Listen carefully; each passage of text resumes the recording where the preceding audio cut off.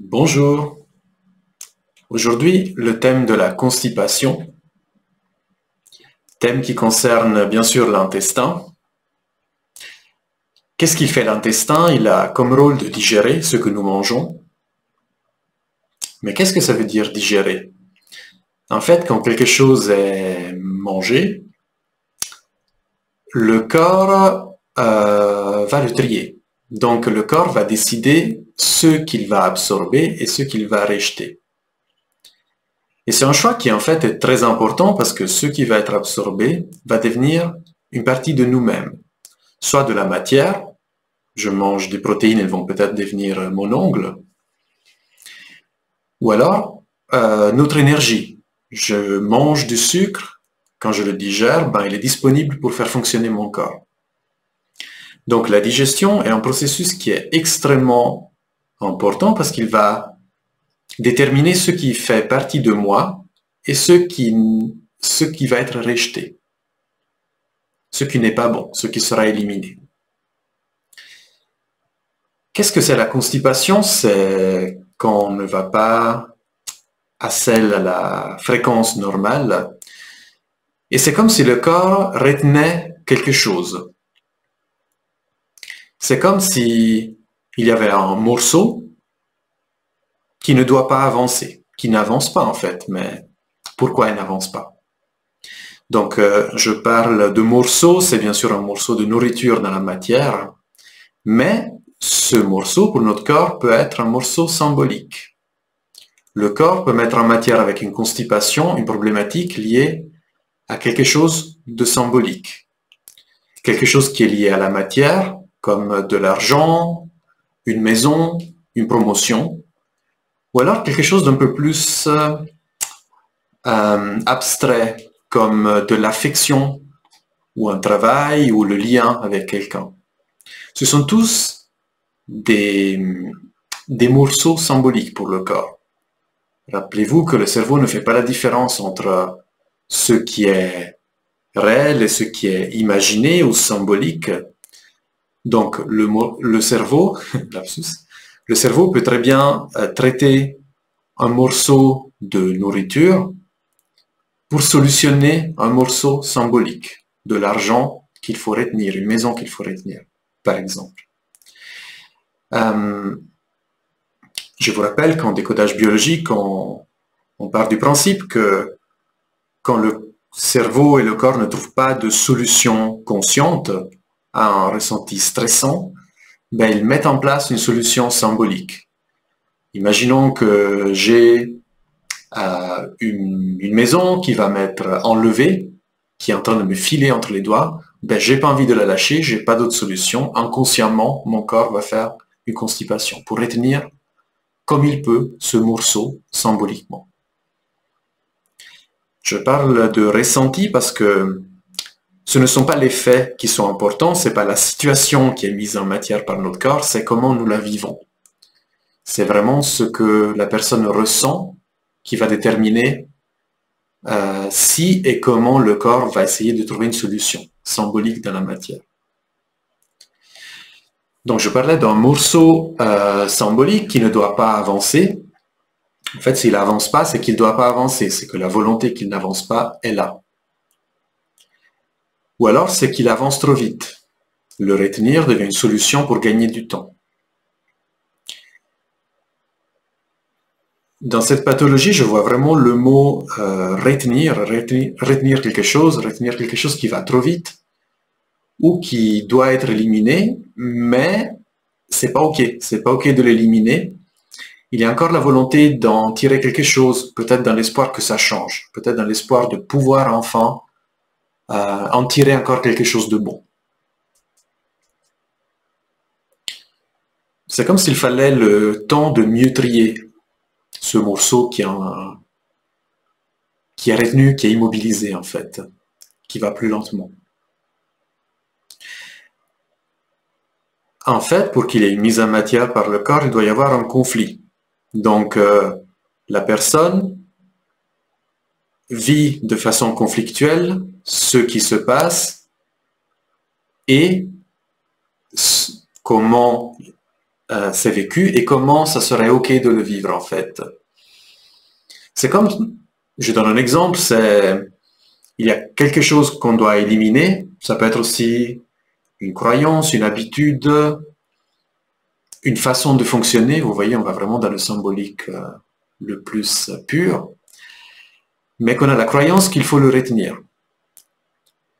Par exemple, par des questions de loyauté. S'il y a une façon de fonctionner qui n'est plus OK pour moi, mais que par loyauté envers ma famille, je crois devoir fonctionner comme ça, c'est un morceau, je vais dire un truc, c'est un morceau que je ne veux pas lâcher, qui n'est plus bon pour moi. On est dans le côlon, donc ça parle de quelque chose de pas bon, quelque chose de dégoûtant, qu'il faut éliminer finalement. Mais si j'ai la croyance que je dois quand même garder ça, ce fonctionnement, cette habitude, ben je vais la garder.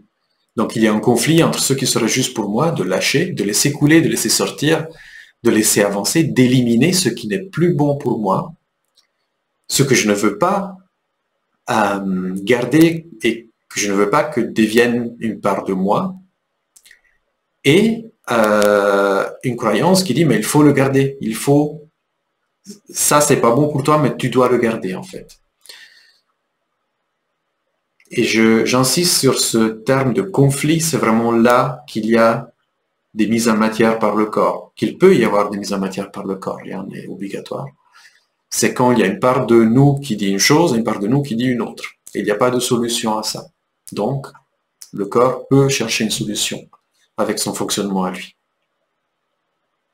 J'ai parlé de la notion de quelque chose de dégoûtant, de pas bon. Il peut y avoir aussi une notion d'impuissance dans le ressenti par rapport à la situation. Pourquoi? Parce que comment les selles avancent dans l'intestin, ben, avec des muscles, et s'il y a un ressenti avec un goût d'impuissance par rapport à un morceau qui doit avancer mais qui n'avance pas, ou qui ne doit pas avancer, ben, si c'est mis en matière par les muscles, ça donne une composante d'impuissance. Pourquoi je mets ces mots? Parce que, en fait, le symptôme met en matière précisément ce qui est ressenti. Et ça veut dire qu'à partir du symptôme, on peut remonter au ressenti, le rendre conscient, le remettre en lumière. Et on peut en faire quelque chose d'autre peut-être que le laisser travailler par le corps. Donc, si je résume, un morceau qui ne doit pas avancer, une composante peut-être de crasse, de quelque chose qui n'est pas bon, une composante peut-être d'impuissance, je dis peut-être parce que chacun a ses ressentis et ses symptômes précis. Mais il peut y avoir une autre composante à la constipation, c'est, par exemple, si elle concerne le rectum, donc la partie terminale de l'intestin. Cette partie de l'intestin, elle est presque à la sortie, et en fait, elle a un rôle un peu différent. C'est un rôle qui est plus social. Vous avez tous vu des chiens qui se reniflent le derrière pour faire connaissance. Pourquoi? Parce que chaque animal a une odeur particulière à cet endroit. Et pour notre inconscient, ça a une connotation d'identité. L'odeur de ce que nous rejetons, c'est en quelque sorte notre odeur. C'est une odeur qui est comme une carte d'identité. Donc, si une constipation est due à un changement de fonctionnement du rectum, ça peut mettre en matière un ressenti lié plutôt à l'identité, un ressenti plutôt social, un ressenti plutôt lié à quelle est ma place. Et en fait, si les selles sont retenues, c'est comme s'il n'y avait pas la possibilité ou pas la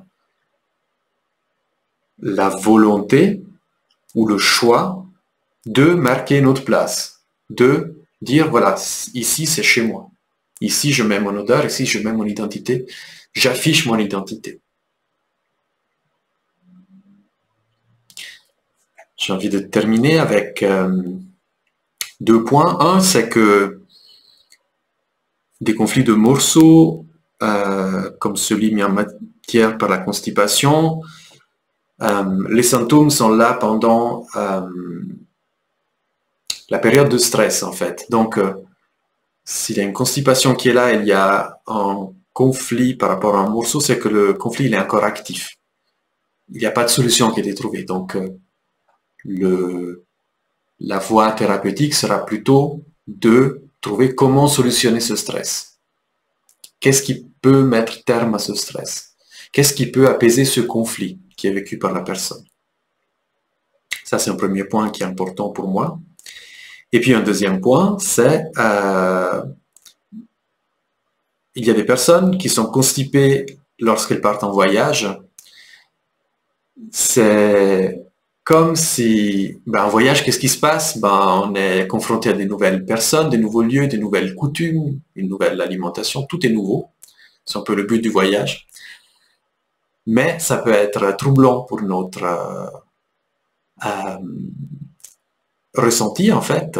Ça peut être troublant d'avoir tout qui fonctionne différemment. Et puis une constipation, c'est comme si ça retenait nos habitudes, ça retenait ce que nous connaissons. C'est comme si ça mettait en matière, ok, je suis là où tout est nouveau, je suis un peu surpris par comment les gens fonctionnent, comment ça fonctionne, je m'accroche à ce que je porte en moi en fait. C'est comme une forme de sécurité. Voilà, c'était juste une piste que je trouve très intéressante. Voilà, j'ai amené beaucoup d'éléments dans cette vidéo, c'est venu de façon très spontanée.